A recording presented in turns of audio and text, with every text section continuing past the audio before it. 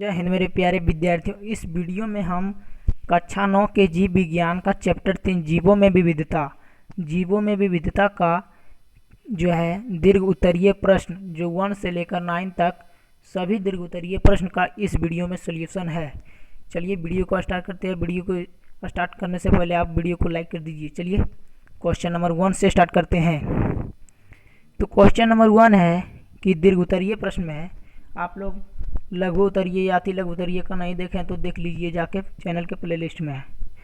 चलिए दीर्घ उत्तरीय का फर्स्ट क्वेश्चन, मोनेरा की विशेषता को लिखें।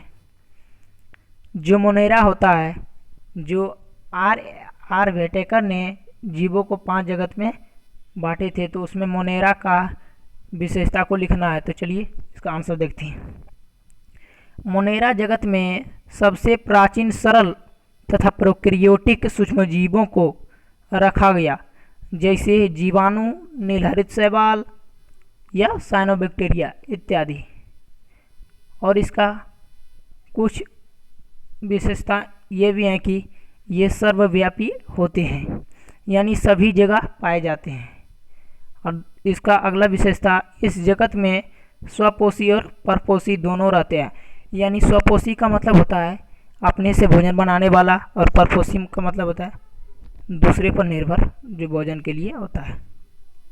इसका अगला विशेषता है कि इस जगत के जीवों में केंद्रक, केंद्रिका तथा केंद्रक झिल्ली नहीं पाए जाते, इसीलिए यह प्रोकैरियोटिक होते हैं। आप लोग उम्मीद करते हैं हम कि क्वेश्चन नंबर 1 को सोल्व कर चुके होंगे। अब क्वेश्चन नंबर 2 के बात कर लेते हैं। तो क्वेश्चन नंबर 2 में है कि शैवाल कवक से किस प्रकार भिन्न है, और दोनों का एक एक उदाहरण दे। यानी किस प्रकार भिन्न है और उदाहरण के साथ हम लोग का आंसर देना है। तो इसका आंसर देखते हैं। शैवाल जो है प्रकाश संश्लेषण के माध्यम में जो है कवक से क्या है, भिन्न है, यानी अलग है। शैवाल क्या करते हैं कि देखिए यहाँ पर शैवाल अपना भोजन जो है खुद बना लेते हैं। किसके कारण? तो प्रकाश संश्लेषण क्रिया के कारण।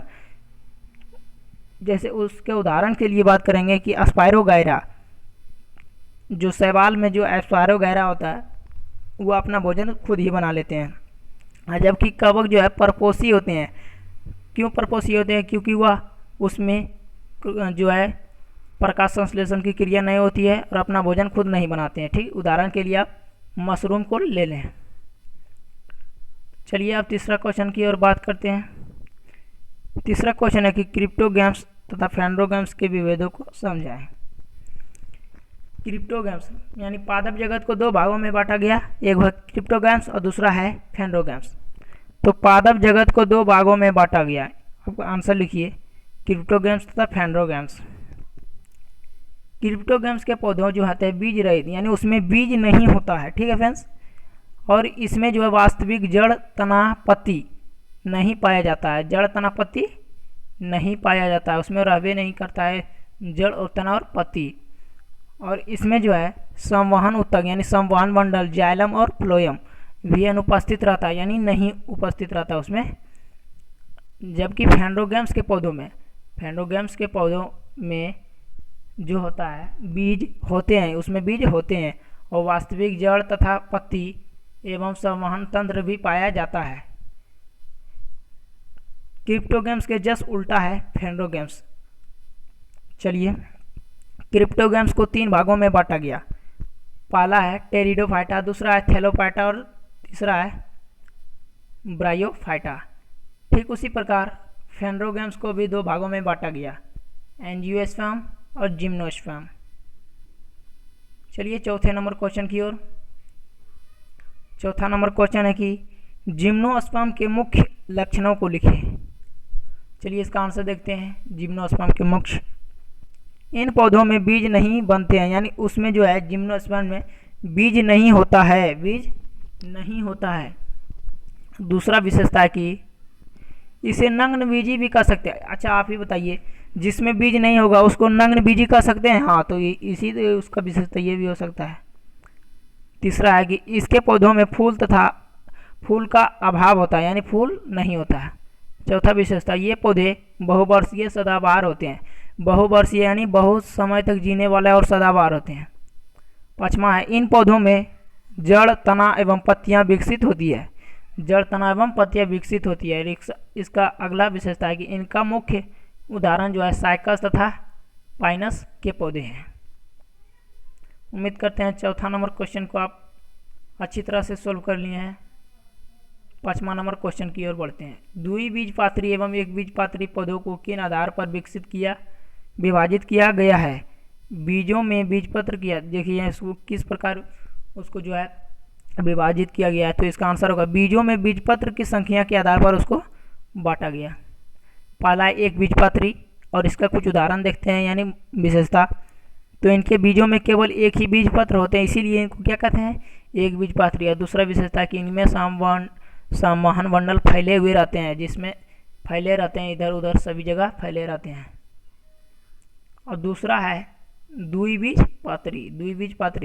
इनके बीजों में जो है दो बीज पत्र रहता है और इनमें संवहन मंडल जो है वलयाकार रूप में रहता है, उसमें सिर्फ फैला हुआ रहता है, इसमें वलयाकार रूप में रहता है, वलयाकार रूप में। चलिए अगला प्रश्न 6 नंबर, जंतु जगत के विशेषताओं को लिखे। तो जंतु जगत में बहुकोशिकीय तथा यूकेरियोटिक जो है जंतु रहते हैं। ये परपोषी या विषमपोषी होते हैं। और इसका नेक्स्ट जो है विशेषता है कि इसका शरीर द्विस्तरीय और त्रिस्तरीय होता है। और इसका नेक्स्ट विशेषताओं के बारे में हम बात करते तो इसमें जंतु के शरीर के एक कांट द्वारा दो समान भागों में बांट सकते हैं। जैसे यह माने कोई जंतु है, इसको हम दो समान भागों में बांट सकते हैं, इसको यहाँ पर से आधा करके, इसीलिए इस विशेषता के बारे में दिया गया है। और अगला विशेषता कि ये जंतु जगत के जीवों में वास्तविक देह, गुहा या सिलोम मौजूद हो सकता है या नहीं भी हो सकता है। हो सकता है और नहीं भी हो सकता है। 7 नंबर प्रश्न की ओर बात करते हैं। वर्ग एम्फीबिया के विभिन्न विशेषताओं का उदाहरण सहित वर्णन करें और ये उभयचर क्यों कहलाते हैं। तो चलिए वर्ग एम्फीबिया के कुछ उदाहरण के कुछ विशेषताओं के बारे में बात करते हैं।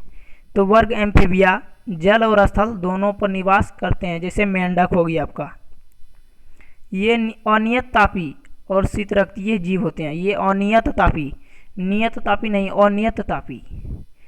इनकी त्वचा जो है ग्रंथिमय होता है, त्वचा पर शल्क नहीं होते हैं। इसके त्वचा पर शल्क नहीं होते हैं, यानी इसके त्वचा पर रोम या बाल नहीं होते हैं। इसमें श्वसन जो है त्वचा के द्वारा, गिल्स के द्वारा और फेफड़ों से द्वारा, यानी 3 तरह से होता है। इसके हृदय में 3 कक्ष या बेस्म होते हैं। और ये जो है उभयचर क्यों कहलाते हैं, तो इसका आंसर होगा जल और स्थल दोनों में रहने के कारण ये उभयचर कहा जाता है, इसलिए इसको उभयचर कहा जाता है। चलिए 8 नंबर प्रश्न, वर्ग मैमेलिया के लक्षणों का वर्णन करें, इस वर्ग के कुछ जंतु का भी नाम लिखें। तो वर्ग मैमेलिया के बारे में बात करते हैं। तो ये जंतु जो है नियत तापी होते हैं। और एम्फीबिया जो जंतु थे, एम्फीबिया और नियत तापी जंतु थे। चलिए इसका विशेषता है त्वचा पर जो है बाल या रोम से ढका रहता है। इसका त्वचा जो बाल रोम से ढका रहता है। ब्राहकन उपस्थित रहता है। और अगला विशेषता है कि श्वसन जो है इसके फेफड़े द्वारा होता है। उसमें फेफड़ा गिल्स और त्वचा के द्वारा होता था, इसमें सिर्फ फेफड़े द्वारा। इसके हृदय में 4 कोष्ठ होते हैं। इसमें जो है स्तन पाए जाते हैं, स्तनधारी होते हैं ये। और इसको क्यों जो इसका कुछ उदाहरण है इस वर्ग के, तो इसके जंतुओं के नाम है कंगारू, चमगादड़, शेर, चूहा इत्यादि। चलिए 9 नंबर प्रश्न की ओर बात करते हैं और यह लास्ट प्रश्न होगा इस चैप्टर का दीर्घोत्तरीय। वर्ग एबीज की विशेषता को लिखे। इसके शरीर के कौन से अंग पंखों से रूपांतरित होते हैं। निम्नलिखित कुछ विशेषता नीचे है, तो इसका आंसर देखिए। इस वर्ग के अंतर्गत सभी पक्षी जो है आते हैं। इसमें जो है सभी वर्ग, इस वर्ग में सभी जितना भी पक्षी है इस वर्ग के अंतर्गत आते हैं। ये नियततापी और उड़नशील जंतु है, यानी उड़ने वाला जंतु है। इसके शरीर जो है परों से ढका रहता है, यानी पैरों से ढका, यानी जो होता है उड़ने से पंख जो होता है उसको परों कहा जाता है। इसके जबड़े में जो है दांत नहीं होते हैं, इसके जबड़े में दांत नहीं होते हैं। इसमें जो है श्वसन जो है फेफड़ा द्वारा होता है, फेफड़ा द्वारा श्वसन होता है।